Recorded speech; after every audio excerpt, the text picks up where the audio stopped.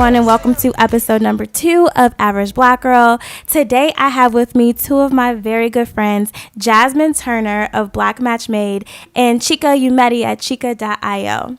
So today, we have to talk about Kanye, JayZ, Beyonce, what's trending. So first, I want to talk about Jasmine Turner, and I'm going to give her a chance to not only introduce herself, but you guys have probably seen Jasmine Turner without knowing Jasmine Turner. Yeah. This weekend, she went viral, not because of what she posted, but Snoop Dogg actually bit her sentence word for word. So if you've seen the evolution of JayZ and Kanye show you how influential your wife can be to your life at all, either on the Shade Room, from Snoop Dogg, Baller Alert, it's been everywhere. Know that came from Jasmine Turner. So we're going to actually dive deep because that was just the first sentence from an actual blog post status, and then discuss, is your wife influential? People are trying to argue that it's not, and it really is. If it's your wife, it's your husband, someone that you see every day, that you're building a life with, that is influential. We don't really need to argue about that,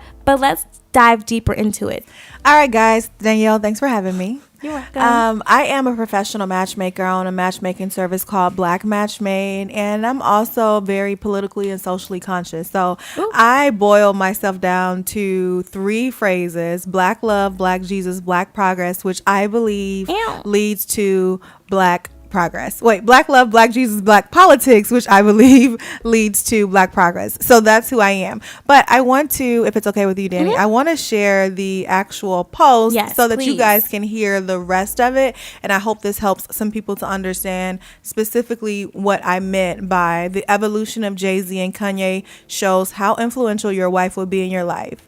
The man who once said, "I parts with nothing, y'all be frontin', me give my heart to a woman, not for nothing, never happened, I'll be forever mackin'," now goes on David Letterman to discuss how his infidelities were from his own insecurities. He doesn't have to make the song cry to express his feelings anymore.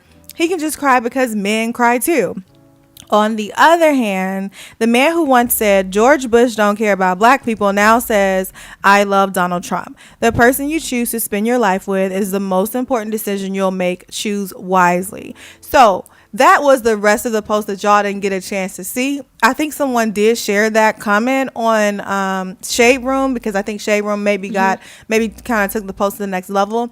But I had so many people comment on my post, which was shared thousands of times, saying how a woman is not responsible for a man. And I want to make sure that that's not what I'm saying. Like, we're all still responsible and accountable for our own decisions. But anyone that you're around is going to have an influence on you, especially the person that you decide to be with for the rest of your life that you choose as a spouse. And that was my overall point. Yeah. Exactly. And I think that people were saying too much, well, it's not a woman's job, but you do have so much influence. Anytime we hear about the greats, especially within the civil rights movement, they always accredit to their wife. So it's okay to credit to your wife when it's something positive, but when it's negative, oh, we're not responsible, you are. Exactly. We can even think about right now. What's the first? We loved Michelle Obama because we believed that she played a big role in who Barack Obama eventually became. And she claims that unapologetically. And so does Barack. Here's the thing, women, that I want you to know. As a matchmaker, someone that coaches women on bringing out the best version of yourself, as well as introduces women in attracting quality, masculine, professional men. Here's the thing that I want you to know. While the man is the head, the woman is the neck. Ooh. And so ultimately, it is part of our role in nurturing our home and our family to help lead that man in the direction to be the best version of himself. And if we think about Kanye, just the path that Kanye has gone on, if you think about the album College Dropout, right? I was in college when that came out. So we were like jamming because he was literally talking about things that you experience in college. And it was so black focused because he was going to Chicago State, right? All right. Also, where his mom taught. Also, he talked about fraternities and sororities, and so everything that he was experiencing in his life played a role in the decisions he made and what was important to him and how he thought about things. One of the things I always tell my clients is we're a composite of components. So every single thing that you experience in your life plays a role in how you view the world from that moment on. So now, if we look at the Kanye that we have right now, the person that he's evolved to, you had liposuction? Yeah, can we talk about that? But liposuction makes sense to a person who is around everybody. People that get liposuction. Get not just liposuction, every single piece of their body sculpted to what they think it's supposed to be. Even, there are males in the family that have had sex changes. So that's a whole different thing. Had physical transitions. It's a completely different thing, but it's not crazy for him to get liposuction because this is what you're around. And when we think about the type of people he's around, specifically his wife, I don't know her personally, obviously, but what we do know is that she has no problem showing her body for likes, right? Whenever Beyonce does something dope, we know Kim's gonna come out with a naked picture. That's kind of the thing we always laugh about. And let's stop acting crazy. Her body's not art. Every single person on Instagram has that exact same body. They went to the same doctor. They took the same picture, and they all have the same body. No, you're showing your body because you want the attention that comes from showing your body. That's plastic. That lacks morals. It lacks integrity. It lacks values. And so, yeah, it's very easy for a man like Kanye, who is already easily influenced in general, to then start talking, slavery is a choice, right?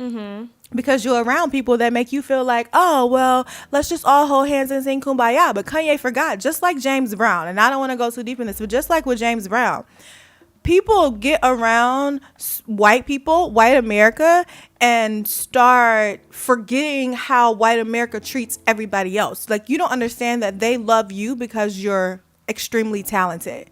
But if you were Kanye still on, south side of Chicago, like, these people would not care about you. They wouldn't pay attention to you, and your new ideas wouldn't matter. So I think people need to understand, like, you're not special. Just because you're in your season of, oh my greatness, that doesn't mean that you're special. You have to look at people as the marginalized. If everybody's doing better, then you're doing better. But other than that, people might just like you for you. And we have a lot of those situations. Like, you have black women that are maybe cute and lighter skin and be like, well, I've never had that. Well, just because it's not happened to you specifically does not mean that it's not an issue. And when we start thinking that we are the determining factor when there's issues, we have a bigger issue. Because, okay, that you were in a group where white people were really your friend, but that has nothing to do with the fact that policies are still in place, or that there are 14 countries in Africa that still pay debt to France because there's no longer slaves. Like, there's still issues going on, or that Haiti still do what they want to do, but you had good friends from 4th grade. Okay, that means nothing. Exactly. And I can even use myself as an example. I have a good friend who has a voice, right? He's not nowhere near Kanye level, but he's on TV, he's on radio, and he's in front of audiences that have, hundreds of thousands, millions of viewers. We don't share the same political views, but he'll contact me sometimes and say, what do you think about this? Because he values my opinion. He cares about me. And he knows that I can see things that maybe he doesn't see because we're not around the same people. We don't share the same political views. And there are plenty of times that I've seen him say something on TV, and the first thing I'm doing is calling his phone like, yo, what are you talking about? Did you forget about A, B, C, D, E, F, G? And immediately he's able to be like, okay, I didn't think about it that way. I'll correct it. Well, I'll even send him posts and like, yo, share this on your page. Tell your followers about this. And so that's the difference from having a wife like Beyonce, who we know keep you in check. Somewhat. We don't know that for sure, but we hope that's the case. But we also know that the way she thinks about things, Beyonce is politically and socially and spiritually sound.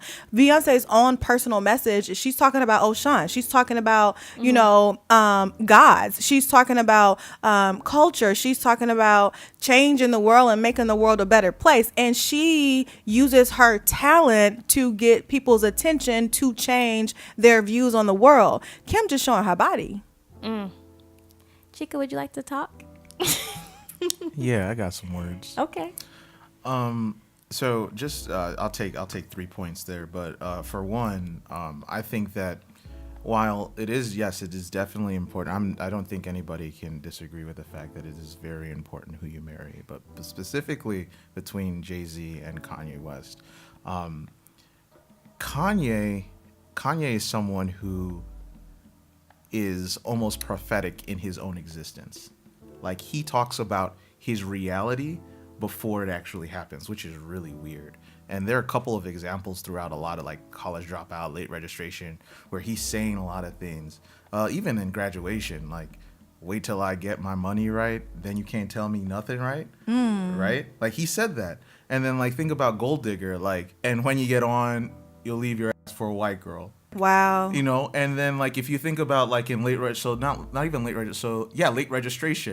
if you think about It's a Celebration, he talks about, like, him having a son. Like, he's talking about, like, oh, your mama had a fatty, so, you know, that's how you were born, that's how you came out. Like, that's what I'm going to tell my son. He's very prophetic about what he's going to do. That's real. Yeah. Right? So, like, if he's already thinking like this, if this is already his reality, Kim, at the end of the day, is just a reflection of what he saw. Like, Kim fits into his picture. I think there's a differentiation between marrying somebody that fits into your picture and marrying somebody that's multiplicative in your relationship, right?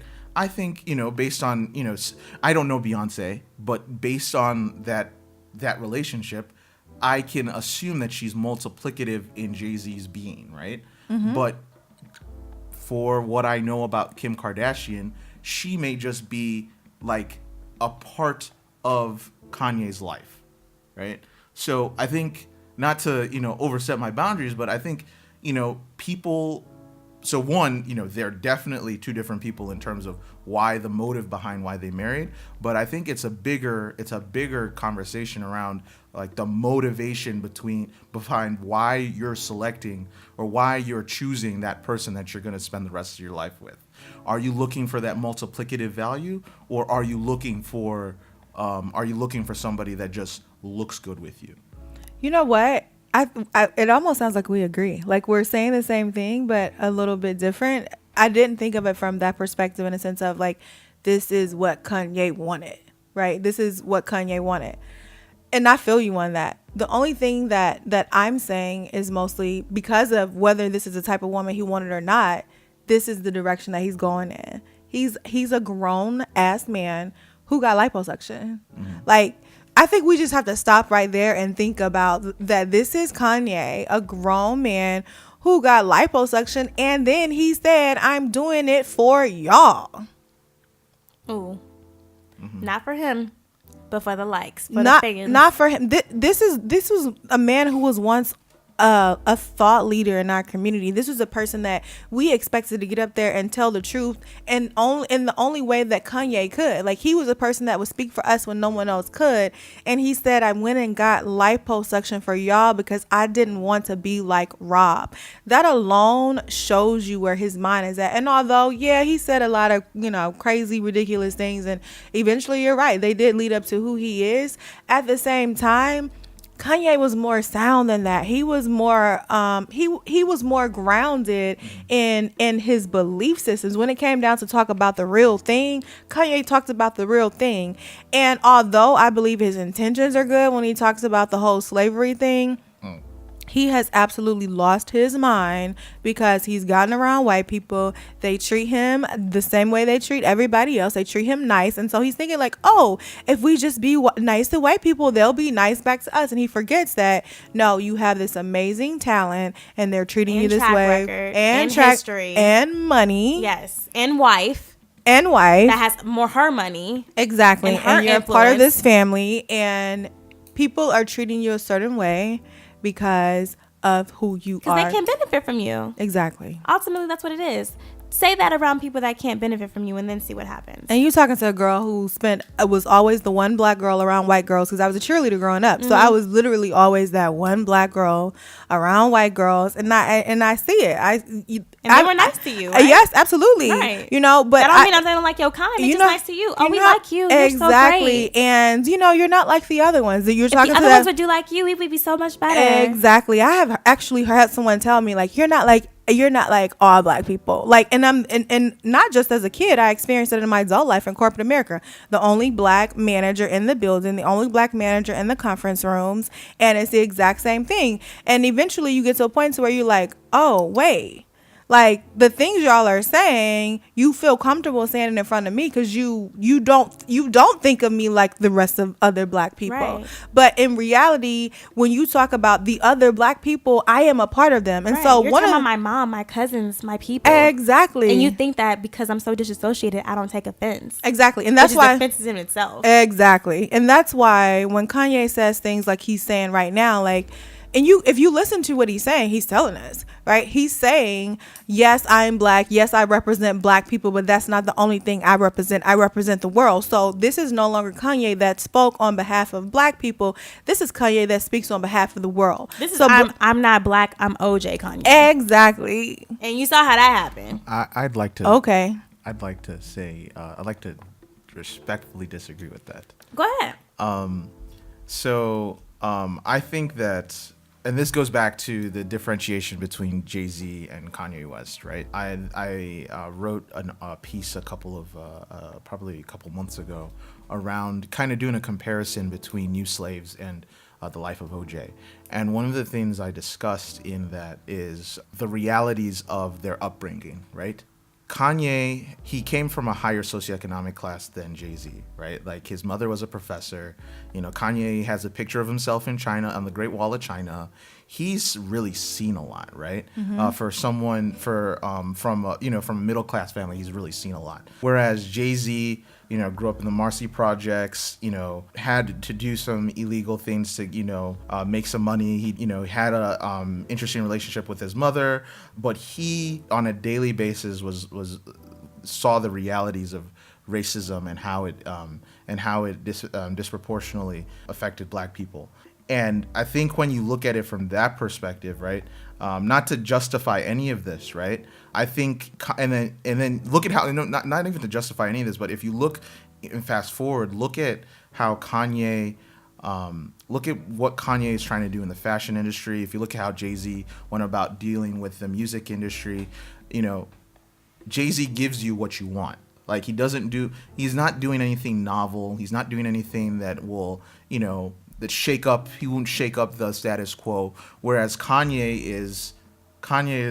is doing ridiculous things that are just like fighting against gatekeepers. Can I interrupt here? Yeah. You know what? It's so interesting how people can say stuff so much you start to believe it. Kanye talks a lot about what he's doing, but in reality, he ain't really doing much. JayZ is the one who went and bought Tidal that already had the record deals, had the deals with the labels that then allow artists to get in control. Like, when we really think about what's actually going on, JayZ is the one who's really doing things that's changing. Kanye talks about it, but you started a whack clothing line and you put stuff out for the same prices that everybody else was putting prices out. Like, you talk a lot about, you know, the community and black people and all this extra stuff, but at the end of the day, he still hasn't changed anything. He just keeps screaming from the top of the mountains, I have new ideas and they won't let me in. Meanwhile, JayZ went to Switzerland, purchased Tidal, because he knew that if he started the company himself, he probably wasn't going to be able to get the record labels to give him the deals for the music. So he purchased Tidal, then gave the artist the opportunity to create this and to create music and make money off their own music. Now that is a real that's real change, right? Yeah. We put Beyonce at the Super Bowl and we have her throwing up the Black Panther fist. Like, that's real change. That's real. That's making real changes in our community. Kanye talks about it, but he didn't yet. Yeah, JayZ. Yeah, the Tidal move was a real power move. The way that I look at the Tidal move is, it's in an industry that is maybe the gatekeepers. JayZ had ascended to the point where he had become one of the gatekeepers, right? And he did that through, once again, selling, being able to sell people what they want, right? And I'm not trying to trivialize what he's done, because I have much respect for JayZ. I think he's done a lot of really interesting things, business-wise, music-wise, things like that. But when if you go to a predominantly, if you go to a predominantly majority industry and you're trying to shake that industry up, like, that's tough. It's tough to, take on the fashion industry. But JayZ had Rocawear. But I'm not talking about like I'm talking about like high end fashion, right? Got it. The way that he went about it, right? And I'm not trying to take away anything that JayZ did. I'm just saying that they're different. They're different people, right? You're talking about a creative versus like a salesperson. JayZ is a salesperson, right?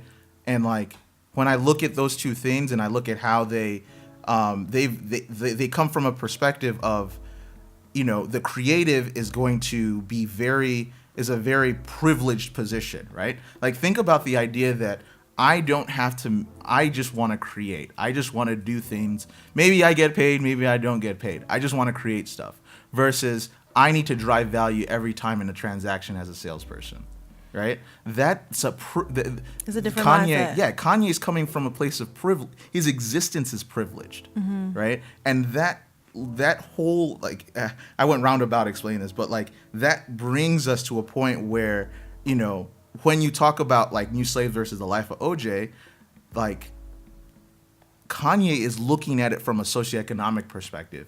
We used to be in New Slaves. He said I don't have the quote off the top of my head, but like he's talking more about, and I mean he gets into it yesterday, but like in the song he's talking more about economic slavery, and he's talking about the idea that we're slaves to brands and things like that. And He's such a contradiction of himself, though. Like Kanye then goes and says, I want to build an amazing brand and I'm going to charge you all this money for these clothes and all of these shoes.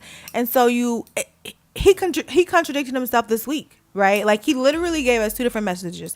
There was one message that was about they trying to stop me and they, emasculated the strongest slave and they want blah, blah, blah. Right? And then he says, and we need to unite.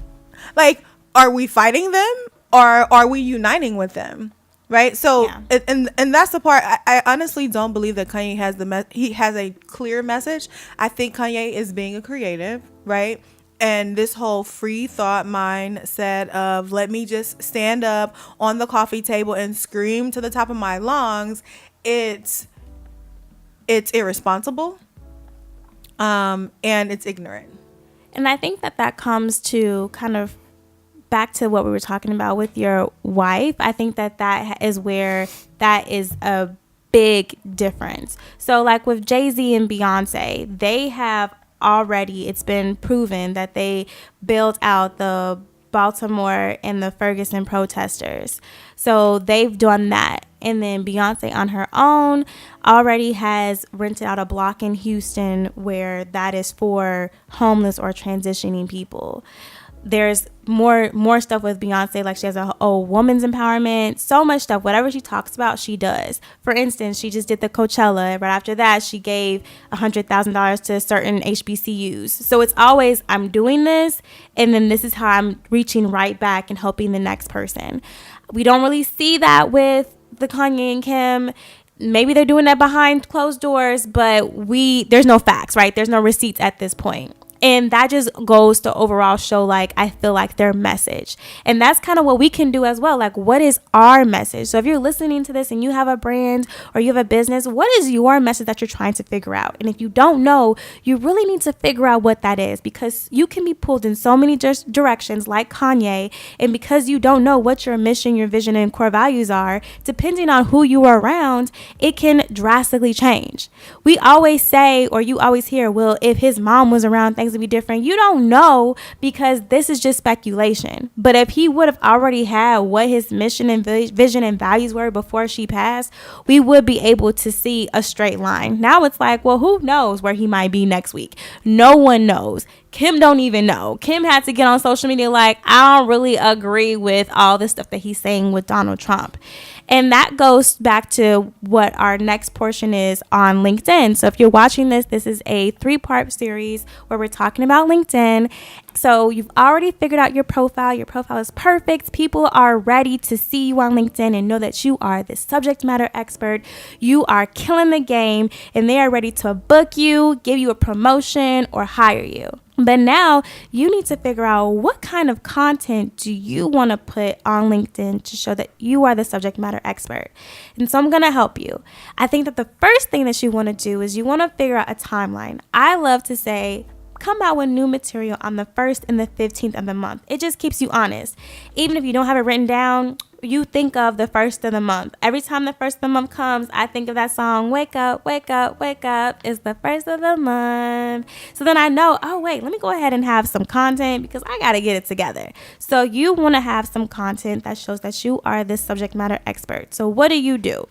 How-tos are great. How to increase your marketing by 8%, or if you're in science, how to make sure that you have this type of math to show that you are increasing. Or if you are an architect, how to make sure that your drawings and everything are 100% facts when it's time to build. Whatever you're talking about, you can make something about that in your how-to, where you can give tips, you can give apps, you can give tools, you can give even situations where you failed and where you've learned. Then there's also 10 steps or 12 steps. People love getting information and consuming it like popcorn. So what does that mean? You're full, but you consumed it bit by bit. So if you break it down for 10 steps or things like that, people will be able to see, okay, she's really knowledgeable about her subject, about her industry. I have more faith in her. I want to hire her. I want to bring her in for an interview. I want to hire her for a contract, or I want to actually bring her on to help me with whatever I'm doing. So for me, I like to stay in my lane. My lane is marketing, web design, and strategies, and I keep it like that. But trending topics matter. So for instance, one thing that really did well with me that I'm still getting likes and new exposure from, and this was back in January, was when Solange decided that she was going to be a creative director for SZA. And it was an epic fail. Everybody disliked it, but instead of talking about her as a person, what I decided to do was talk about things and ways that she could have improved had she done marketing. So one thing that she could have done is she could have had a survey for her audience. And she could have seen, if she did a survey, that we wanted something that showed a storyline. Because this song was so popular and it was so specific, we needed to see who was The Weeknd and who was Monday through Friday. We wanted to know what was going on. Second, Solange really stayed in like the business bestie, brand bestie type role, and just kind of gave her advice of what she would do versus becoming a director. SZA had the opportunity, because the song was her breakout and because it was so popular, to be one of the most viewed videos on YouTube of 2017 or 2018, depending on when that video released. But she really dropped the ball. You have to think about our culture. When you go to Black kickbacks or house parties or things like that, a lot of times we play music through YouTube and we play videos. But nobody wants to see that video because it doesn't have a storyline and it wasn't in line with what her audience wanted. So if she was looking at a creative director, that would have been one of the goals that we wanted to hit for that year. But because she wasn't in that realm, she definitely dropped the ball that way. So because I listed things within a marketing perspective, people were able to take what I'm seeing, know that I'm an expert, know that I actually went to school for this and studied this, and now I'm able to relate with them. And so that has led me to getting more contacts, more contracts, and more business all around, as well as driving more traffic to my website, which is one of my ultimate goals. My goal is to always be increasing my email list in automation, and we will actually be talking about that in the next season, email automation. So I end that all to say, if you are listening to this and you liked what we talked about in day 2, please go ahead and go on to my online course at Above Average University Teachable. If you Google that, you will see. And we are having a free 3-day LinkedIn course where you can take it, get the videos, get the checklist that comes with it, and turn your LinkedIn into a profit generating, lead generating, traffic generating machine so that you can hit your goals, whether that be to create more traffic to your blog, to create more traffic to finding a new partnership, or ultimately getting a new promotion or new job. Whatever you need, LinkedIn is the way to go, and I am happy to show you. I also want to let you guys know that I am introducing my membership. So right now we are taking 20 people. The membership is $100 a month or $1,000 for a 12-month year-long process. And what comes is a lot of online courses. You are getting access to all of our online courses, the free and the paid, as well as one-on-one strategy with me so we can take your business to the next level. So now that we're done teaching, I want to take it back to Jasmine Turner, creator and owner of Black Match Made. So it's warm, right? We're in Chicago, so this is our first day of spring, and the spring has sprung, and it's like 80 degrees. Rooftops are popping and everything like that. So Jasmine, I need you to let us know, for the fellas and the ladies. So let's talk to the fellas first. What are 3 things that you can tell them to make sure that they are ready to take on spring, find their bae, and not just anyone, find their Beyonce. All men don't want to Beyonce. Or whatever it's for them, right? And to move forward and make sure that they have a prosperous summer. All right, so I think dating for men, the intentions or the approach is a lot different than it is for women, right? So for men, in reality, like, most women are looking for relationships. If a man wants a relationship, it's not necessarily as difficult to find someone that is looking for a relationship that he can be with. It's more about just making sure that his dating experience is an overall positive experience, whatever he's looking for. So let me say this for men. Tip number one, be clear about your intentions. Like, know upfront what you're looking for. Take some time to think about who you are, where you're at in your life, what you want right now in your life. And whatever woman that you meet this summer, tell her straight up, this is what I'm looking for. Hey, I'm looking for, a friend with benefits, and I can't give you anything serious right now. Saves you a lot of time. You don't have to worry about your windows getting busted. You don't have to worry about getting posted on Facebook.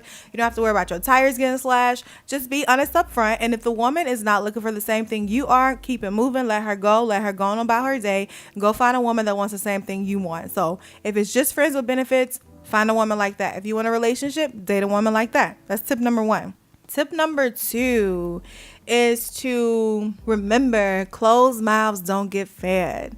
So I am experiencing personally, as well as talking to men who are not even approaching women they're interested in. So a lot of men are just opting out of pursuing women because they don't want to feel rejected. They don't want to be rejected. But the worst she can say is no, at which point you'll go on about your day and back to your life the way that you already were going about life. So don't worry about rejection anymore. Closed mouths don't get fed. If you know there's a woman that you're interested in, you see her while you're out and about this summer, go up to her, ask her out on a date, ask her for coffee, ask for her number. The worst she can say is no, in which case you'll go on about your day anyway. And tip number 3 for the man, and this is a big one, fellas, and I don't know if anyone ever tells y'all this, but here's the thing. Men too have to invest in their physical appearance. I don't think that's always been the case in the past, but women now are just focusing on physical appearance just as much as men are. So think about how you dress. Like, do you dress in a way that, is going to make you stand out? Is it representative of who you are as a person? Is it something that the type of woman you're attracted to is also going to be attracted to? Keep your hair cut, take care of yourself. Make sure you smell good. Oh my God, man, we pay attention to how you smell as well. Make sure that you have a nice cologne for yourself. Make sure that you're in the gym and you're physically taking care of yourself, because women care about physical attraction as well. And I can't tell you how many times I've ran into the nice guy who's pissed because women won't give him a chance, but he either dresses horrible, hasn't been in the gym forever, doesn't keep himself groomed, doesn't have a nice scent on him, and that's why women are not giving you the chance. If you want the best woman, one of the most attractive women that all the other men are pursuing, then sir, you too need to make sure that you're the type of man that she'd be attracted to. So those are the 3 tips for the men. Now for the ladies. All right, ladies, what's up? No, because we'll have men saying, you ain't give us, Right, that's why I give them first. So the ladies, 3 tips for you. tip number one, and I have to work on this a little bit myself. Get your butt out of your house. Like we come home from work, we're tired, we want to just go to sleep or get on the couch, and you're tired of going out and about. Find something new to do, to get out of your usual routine, to get outside of your usual circle. So once a week you need to do something social, ideally something that is outside of your usual circle. It's probably likely that if you go somewhere where everybody else you already know goes and you're not going to meet anyone, go somewhere new this summer. And summer, obviously in Chicago, is the best time to get out and meet people. Tip number 2, know who you're compatible with. How many times have you wasted time with the wrong man? He doesn't share the same beliefs with you. He doesn't want the same things out of life with you. So in the matchmaking world, we define compatibility as two people who share the same morals, values, and life goals. So morals and values and life goals will be dependent upon what's important to you. So let's say, for example, Danielle is Christian, right? Mm-hmm. And it's important that anyone she dates is also Christian. Absolutely. But if you're not, if that's not important to you, you could be Christian, but you're open to dating a Muslim, that's fine. But you just have to know what morals, values, and life goals are most important to you. So when we think about morals and values, that can be anything from religion to politics to gender roles. But you need to know who you are and what's important to you. So when you meet a guy and he's like, oh, we going Dutch, but you're a traditional woman, you can be like, okay, well, you cute, but you're not for me. That way you don't waste your summer with a man that you're just not compatible with. Exactly. I had a situation like that. I would never do Dutch. So look, so know who you're compatible with. Life goals comes down to what you want to accomplish out of life that your partner has to either be a part of or supportive of. So if you want kids and you know that you want kids and you meet a man who already has kids and he doesn't want any more, sweetheart, he might be an amazing man. He's just not the man for you. Let it go. All right. So we can think about, what's her name? Jenny May on. Yes. Shade Room. Who didn't want kids. All that time she wasted, or 10 all that time years. he wasted 10 years. because he knew she didn't want kids up front. But as soon as he was let loose, baby, got him one real quick. Took 2 months. So you need to know what's important to you, what you're looking for in a mate, because reality is that most of the time you're not going to be able to change their mind. So know who you are, invest that time and energy into people you're compatible with. If you meet somebody that's amazing, they fun, they ambitious, they successful, but if he's not for you, let him go, let somebody else get him. But I know with Janie Mai, she gonna be with a chocolate man. She knows she like black men. She had no business being with that man. You think she like black men? All the time on the real, she be saying she want to be with a rapper. They had like a whole if she was a lie detector thing, and they were like, Jeannie, do you want to be with a black rapper? And she was like, no, and it was lies. Oh wow, that's why she's trying to gain weight right now, because you saw she's getting thick. I saw that. Don't no black rapper want a skinny girl. She said somebody told me that I couldn't gain weight and muscle mass. Well, I've been working. Yeah, she getting thick. Okay, Jenny Mike, come get you one of these about this girl, because I'm so down with the Asian persuasion if necessary. Okay, all right. And the last tip for the women is keep your options open, ladies. So that means if you meet a man next week, y'all not in a relationship, date him, get to know him. But if you meet somebody else in June, date him 2, get to know him 2. And if you meet somebody in July, date him 3 and get to know him 3, because we don't know what's going to happen at the end of the summer. So you want to keep your options open. You want to be honest about keeping your options open. And then hopefully one of the men that you meet this summer turns out to be your lifelong partner. And I just want to talk about dating. Like, you don't have to have sex with everybody. I think that's one of the things that people don't know. They're like, dating, like, you're dating until you are in a monogamous, like, leading towards marriage. You probably shouldn't be doing that anyway if you feel uncomfortable. So dating is just, I'm keeping my options open. I'm checking you out. You're checking me out, because at the end of the day, a lot of times the goal is marriage. So you just don't want to waste your summer on one person that had no intention of marrying you. Exactly. And by doing that, you're helping yourself and saving yourself a lot of time and heartache. You also don't, he could have intentions of marrying you, but y'all just might not work out. So you don't want to waste your whole summer on one person that's not ready to commit. Now, once one of those men come to you and say, hey, I want to be with you and only you, and you're feeling the same way, then you let everybody else go. Then you open yourself up emotionally, and, depending on where you're at physically, that might be a time to open yourself up that way. But dating is just dating. We're going on dates, we're getting to know each other, and we're seeing if we're compatible and could potentially be something long term. Good? That's good. All right. Thank you. Those were great. Thank you. I find that all of them could apply to me, or to, or to another woman. So. Well, thanks, Chica. Yeah. Are you a woman? You said another woman. Or no. That's not. You know what I meant. I'm just messing with you. All right, Tika, so do you want to go ahead and say, where people can find you, a little bit about you? Go ahead and give your intro. I'm Chica Umedi. You can find me at chica.io. I do a lot of blogging. It has a lot of information about what I do.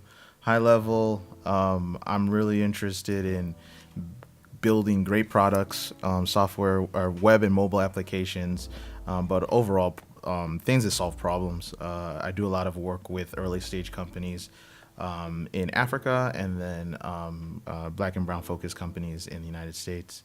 I like mangoes, long walks on the beach. Oh my God. No, I'm joking. But yeah, that's a little bit about me. The organization I founded a couple years ago is called Tip Hub. We've invested in a couple of companies. Companies that we've worked with have gone on to raise tens of millions of dollars. So it's really exciting. Most of those companies are based in Africa or in the United States. So it's been pretty cool. I do that during the night, and then during the day, I do product management work. Product management work at Coactive. It's a digital agency up in River West, in Chicago. Awesome. So go ahead, Jasmine, tell everybody how we can contact you and get in touch with you. All right. Thanks, Danielle, first for having me on the show. It's always nice to do some work with your girl. You guys can contact me. Ladies, I have a free video that you can go find right now. It's 5 steps to Mr. Right. I'm literally sharing with you the information that my clients pay thousands for. So it's the number 5 steps to MrRight.com. Go check that out. Get that free video. Gentlemen and single ladies who want to meet someone special, you can become my client on blackmatchmade.com. So like match made in heaven, you just put a black in front of there and you hit me up, blackmatchmade.com. You can request a consultation. There's a small fee to make sure that you're serious about your love life and we can work together. Thanks, Danny. All right. So to wrap this up, the overall theme of this show is to know who you are, because as you grow in your brand, as you grow through life, you will meet new people, and different people will come to you and attach you for different reasons. A lot of times people see you and want to ride your coattails. And so you need to be permanent and stagnant in knowing what you want to do. Who are you? What are your core values? What is your brand? What do you represent? Who do you connect? Who are you trying to help? Because as you grow, as more people know you, more people are going to want to see you and say, oh, you're doing great. Let me come on and continue on with you. Think of Cardi B. This just was in the news that her ex-manager, who was embezzling money, is now suing her for $10 million. $10 million. And so that all happens now that she blew up. So she's been stopped working for him. This is not something that happened overnight, but because he saw that she's on and on and on and going and going and going, he's like, let me go ahead and get that money. But she's firm in her belief and saying, no, I'm not going to let you back in. You were taking more money than I wanted. You were doing some shady stuff. And I know that's not what I want to do. And so you need to be like that, so that as you go and as you grow and as you find new people, your values, what you were taught, what you know is a fact and what affects people, like Kanye, you won't change as you find new people. Will people treat you better as you get better, as you have more money? Of course. But that doesn't mean that you don't change in what you believe in and what affects the masses. And so I say that to say, take some time this week and think of, what is my core values? What do I stand for?